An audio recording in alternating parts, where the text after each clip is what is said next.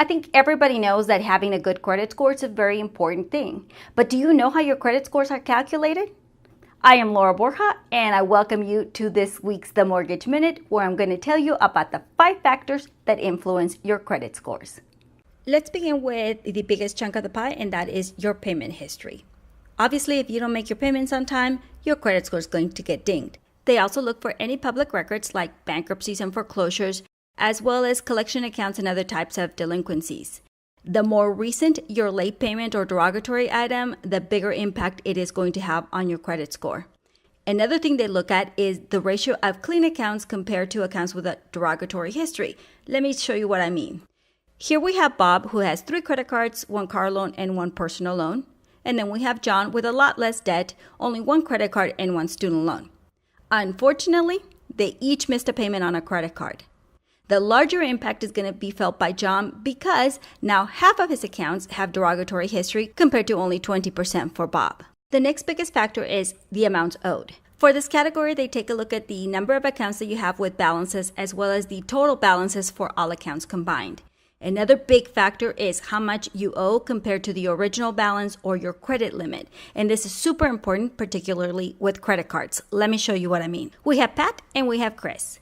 Pat has a total of $75,000 in credit card limits and Chris has 20. Pat owes $60,000 on those credit cards and Chris owes $5,000. Though they each have $15,000 of available credit, Pat's credit score is likely to take a hit because that's only 20% of the credit limit, where Chris is looking good at 75%. Next, they will look at your length of credit history. And that just basically looks at how long you've had credit and how old each of the accounts are, as well as how active each of the accounts are. Keep in mind that you do not have to carry balances from month to month in order for an account to be active. Just charge a tank of gas every once in a while and then pay it off when the bill comes so you avoid paying interest charges. For the next category, the credit bureaus look at your ability to properly manage different types of accounts. They want to see a good credit mix. That means that you should have revolving accounts like credit cards, as well as installment accounts like car loans and student loans, and of course mortgages.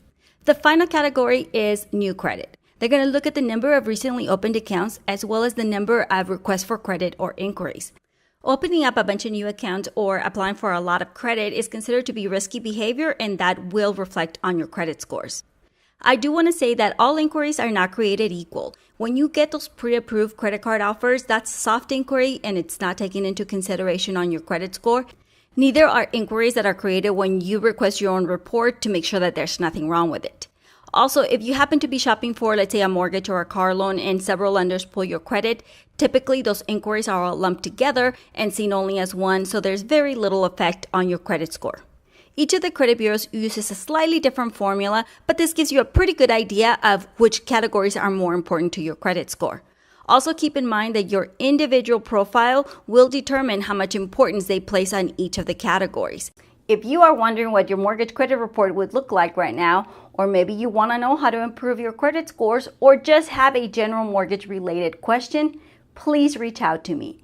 You can send me an email, give me a call, shoot me a text, or connect with me on social media.